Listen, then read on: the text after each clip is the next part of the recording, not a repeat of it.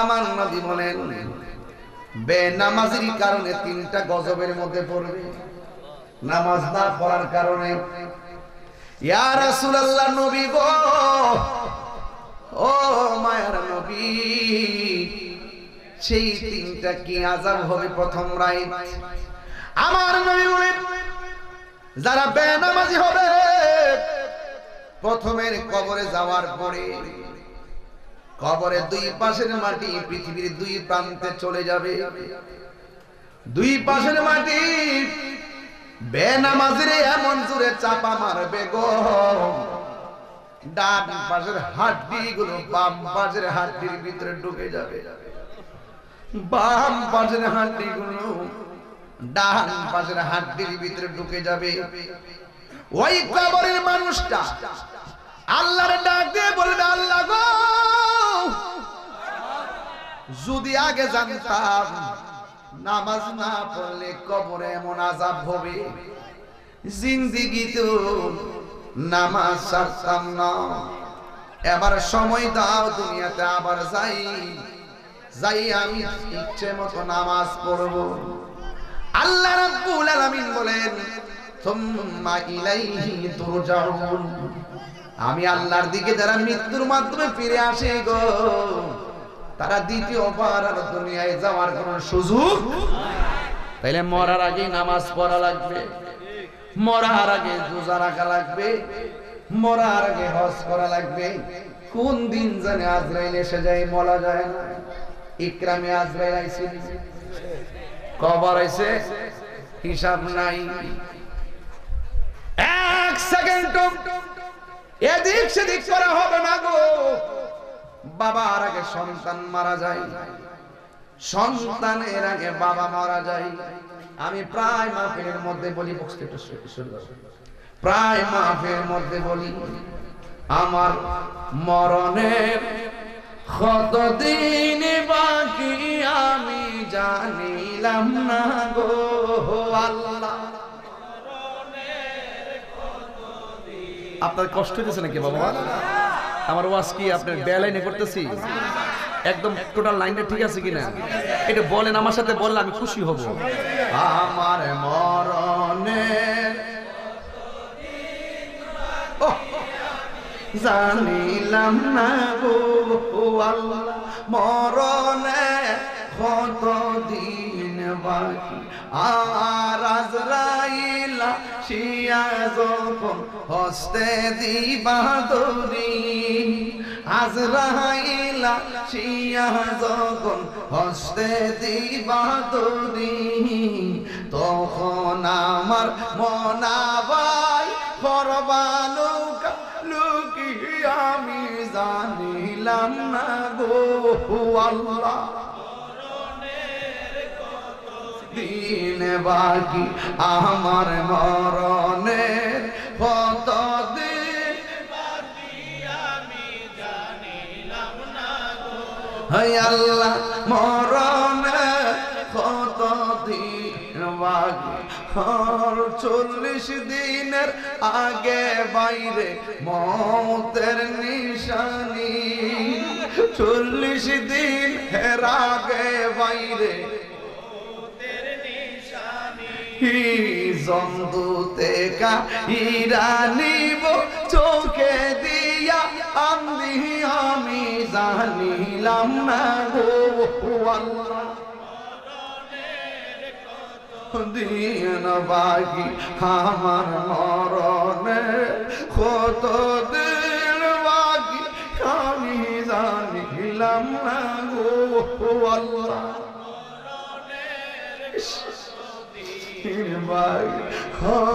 হায়াত হইল হাতে বাইরে, মত হইল পায়ে, হায়াত হইল হাতে বাইরে, মত হইল পায়ে। যেই জায়গা যার মরণ লেখা সেই জায়গা সে মরে আমি জানিলাম না গো মরণের আমার মরণের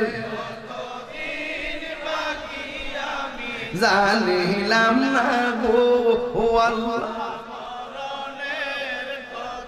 দিন বাকি হর মরণে কত দিন বাকি। আমার বাপের আনুষ্ঠানিকতা আমার আনুষ্ঠানিকতার মাঝে কোনো পার্থক্য নাই। দাদা মারা যাওয়ার পরে মাইকিং হইল, আমি মারা যাওয়ার পরে মাইকিং হইব। দাদা মারা যাওয়ার পরে গোসল দেওয়াইলো, আমি মারা গেল গোসলটা দেওয়াইব। দাদা মারা যাওয়ার পরে মসজিদে খাটাইছে, আমি মারা যাওয়ার পরও খাটাইব। দাদা মারা যাওয়ার পরে কবরে নামাইছে, আমি মারা যাওয়ার পরেও কবরে নামাইব। তার মানে দাদার আনুষ্ঠানিকতা শেষ, আপনার আমার আনুষ্ঠানিকতা সামনে আসে না নাই? ওই খাটের মধ্যে শুইবার আগে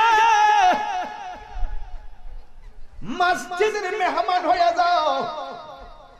আমার নবী কই উম্মত মসজিদে চুপচাপ বসে থাকলেও নফল ইবাদতের সওয়াব দেওয়া হয়।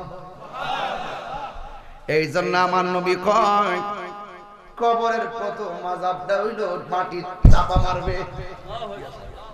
এমন জোরে তুমি চিৎকার মারবা, দুনিয়ার গরু ছাগল চতুষ্প জন্তুরা তোমার আওয়াজ শুনবে, দুইটা জাতি তোমার আওয়াজ শুনবে না। একটা হলো মানুষ, আরেক শ্রেণী হলো জিন। জিন এবং মানুষ আওয়াজ শুনবে না, কেন জানেননি?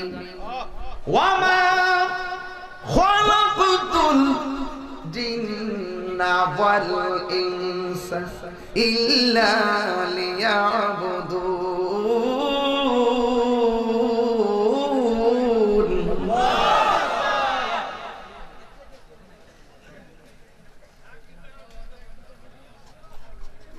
কি পাগল! আল্লাহ রাব্বুল আলামিন বলেন আমি মানুষ এবং জিন জাতিকে সৃষ্টি করেছি একমাত্র আমি আল্লাহর গোলামি করার জন্য। সুবহানাল্লাহ। নামাজের মাধ্যমে গোলামি হয় কার? রোজার মাধ্যমে গোলামি হয় কার? আল্লাহকে বান্দারে তোমরা যদি আমাকে স্মরণ করো, আমি আল্লাহ তোমাদেরকে স্মরণ করব। আল্লাহকে প্রশ্ন করি, আল্লাহ ইকরামের হাজার হাজার মানুষ আপনাকে জিজ্ঞেস করে গো আল্লাহ তোমার আমরা স্মরণ করি ইবাদতের মাধ্যমে, তুমি আমরা স্মরণ করবা কেমনে? আল্লাহকে বান্দারে তোরা আমারে স্মরণ করবি ইবাদতের মাধ্যমে, আর আমি আল্লাহ তোদেরকে স্মরণ করব তোদের গুনাহগুলো মাফ করার মাধ্যমে। আল্লাহু আকবার কোন কেন? ও তো পিছে পিছে ঘুরছে সমন, কোন দিন জানি তোর হবে সমন জারি, দেখ না মন ঝাঁক মারি এই দুনিয়াদারি। সুবহানাল্লাহ না? এই বইটা কিনা নিয়ে মারে দিয়ে 50 টাকা দিয়া খুশি এই গজল লাগাইতেছি। ভাই বন্ধু আর আপন জনা সঙ্গে তোমার কেউ যাবে না। এই ভাই বন্ধু আর আপন জনা সঙ্গে তোমার কেউ যাবে না। এই যাইবনি যাইবনি সাদের বন্ধুটি ফেসবুকের বন্ধুটি যাইবনি, ফেসবুকে 5000 বন্ধু আমার ফ্রেন্ড 5000। বেডা তোর বাপের একটা মৃত্যুর সংবাদ দিয়া দেখ, 800 আর 400 কমেন্টস করতো না। এই 5000 কোনো লাভ হবে না। হ্যাঁ লাভ হইব? ভাই বন্ধু আর আপন জনা সঙ্গে তোমার হাকিকতে নামাজ চলতেছে, বুঝেন না আপনারা? কেউ যাবে না। সবাই বলতে হবে, ও তুমি আইসো একা যাইবা একা,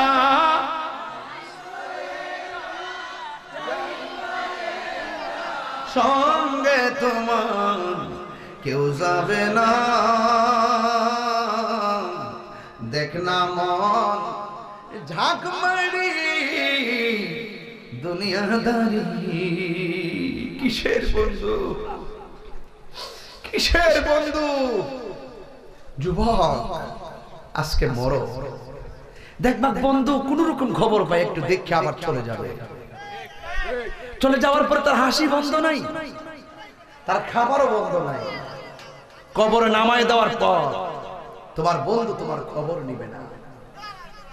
এই পৃথিবীর কেউ তোমার আপন হবে না, যিনি আপন হবে তিনি সোনার মদিনা। কথা বলেন ঠিক কি না? বন্ধু কবরে যাইব, খবর লইব, বন্ধুর তো অভাব নাই। বিপদে পড়া দেখো, এই বন্ধু বিপদে পড়লে কেউ পাশে থাকে না। দেখবেন অনেক কিছু লোক আছে, দেখবেন টাকা নেওয়ার সময় বলবে আমার টাকা তো বিপদে পড়ছি, কিন্তু টাকাটা ফেরত আনতে যায় দেখেন কয় মাসে বছর যায়। কথা কোন ঠিক কিনা? দেন না টাকাটা, নিয়ে গেছে কেউ জানে না, আনতে যান মন হইছে যে আপনি দিয়া তার অপরাধ করছে, বছরের পর বছর ঘুরাইতেছে, দেয় না। কেন জানেন এগুলা? একমাত্র আখিরাতকে ভুলে যাওয়ার কারণে। কথা বলেন ঠিক কিনা? গভীর মনোযোগ। এই পারে কে যাবি নবীর নৌকাতে, সুবহানাল্লাহ কোন রে? পারে কে যাবি নবীর নৌকাতে, রূপকাষ্টেরি নৌকা খানি নাই ডুবার বই পারে। কে যাবি নবীর নৌকাতে, সুবহানাল্লাহ কোন না? এই আসল কথা কইতাম নি, নবী না মানে যারা 100% বেঈমান তারা, ঠিক না? নবী না মাইনা বাবে করলে, নবী না মাইনা বাবে করলে কি জবাব দিবি নবীর সামনে? দেখ না মন ঝাঁক মারি দুনিয়াদারি। আল্লাহর হাবিব বলেন, এক নম্বর বেনামাজির কবরের শাস্তি, মাটি তোমারে চাপা দিয়ে হাড্ডি গুঁড়া বানায় ফেলবে। গরু শুনবে, ছাগল শুনবে কবরে কান্নার আওয়াজ। এই এলাকার গোরস্থান আসেনি? এই আছে কিনা? আসো আসেনি? সবাই মিল্লা যদি গোরস্থানে যান কোন কান্নার আওয়াজ পাইবে?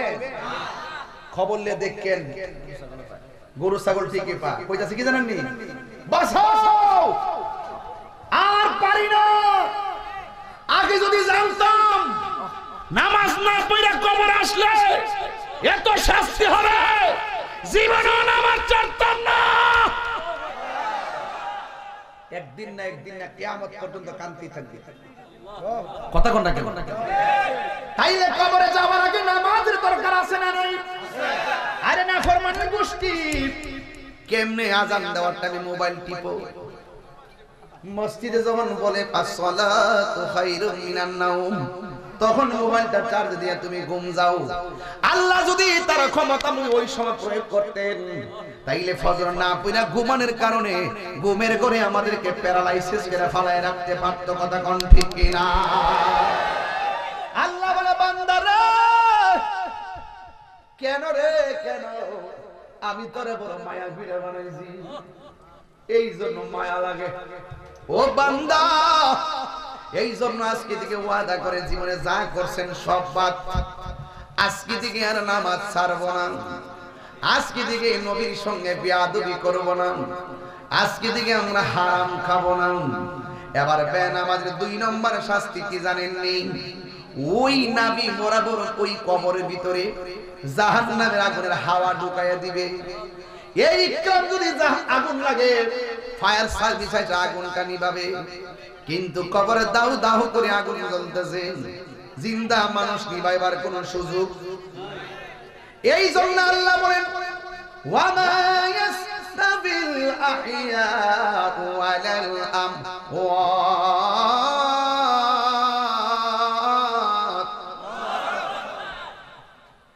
যারা জিন্দা যারা মুর্দা তারা এক হতে পারে না।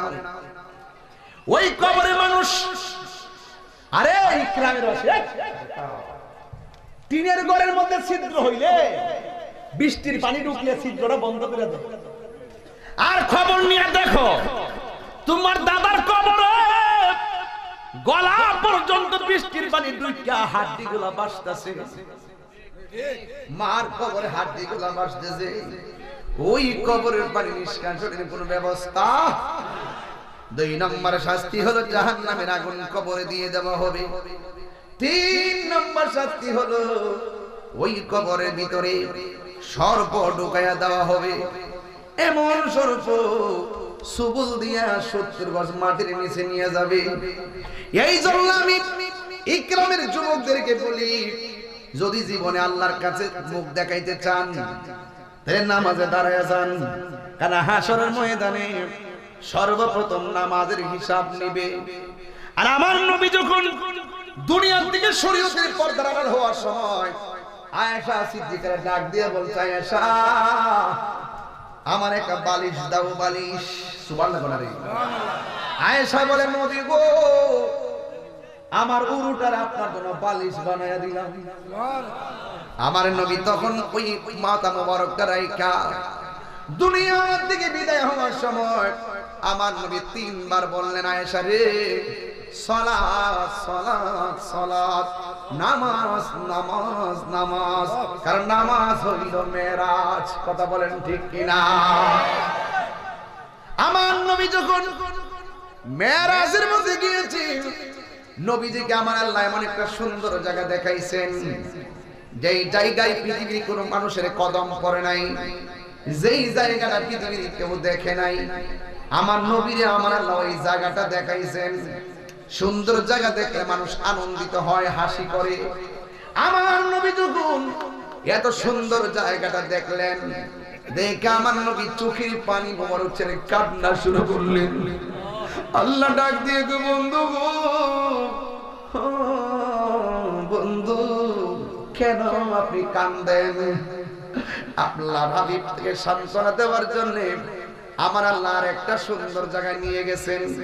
সেই জায়গায় যাওয়ার পরেও আমার নবী কান্দেন। আর একটা সুন্দর জায়গায় নিয়ে গেছেন, সেখানেও নবী চোখের পানি মোবারক ছেড়ে কান্দেন। আর একটা সুন্দর জায়গা নিয়েছেন, 1 2 3 4 5 6 7 8 9 10 11 12 13 14 15 16 17 17টা জায়গায় নবীরে ঘুরাইছে। 17টা জায়গায় গিয়া নবী কাঁদছে। আল্লাহ ডাক দিয়া কো, বন্ধু গো, ও বন্ধু, আপনি সব জায়গায় কেন চোখের পানি ফেলে কান্না করলেন? এত সুন্দর জায়গা আমি আল্লাহ কাউকে দেখাই নাই, আপনার জন্য আমি রেখে দিয়েছি। এত সুন্দর জায়গা, এই সুন্দর জায়গা থেকে কেন কাঁদেন? আমার নবী ডাক দিয়ে কয়, আল্লাহ আদম নবী দেখে নাই, নূহ নবী দেখে নাই, জাকারিয়া নবী দেখে নাই, দাউদ নবী দেখে নাই, নূহ নবী দেখে নাই, ইলিয়াস নবী দেখে নাই, ইউসুফ নবী দেখে নাই, ঈসা নবী দেখে নাই। ও আল্লাহ, 1,24,000 পয়গম্বর দেখে নাই, তুমি আমার দেখাইছো, কিন্তু এরপর আমার চোখের পানি ধরে রাখতে পারি নাই। এত পুরাই না, আমার এত সুন্দর জায়গা দেখাইছো, কিন্তু আমার গুনাহগার উম্মত তো এত সুন্দর জায়গা দেখি নাই। এই সুন্দর জায়গাতে আইজা আমার উম্মতের কথা মনে পড়ে গেছে। রহমতে আলম নূরে মুজাসসাম, রহমতে নূরে মুজাসসাম, সাহাবীরা তরবারে ওই নবীজির ঘাম, সাহাবীরা তরবারে ওই নবীজির ঘাম।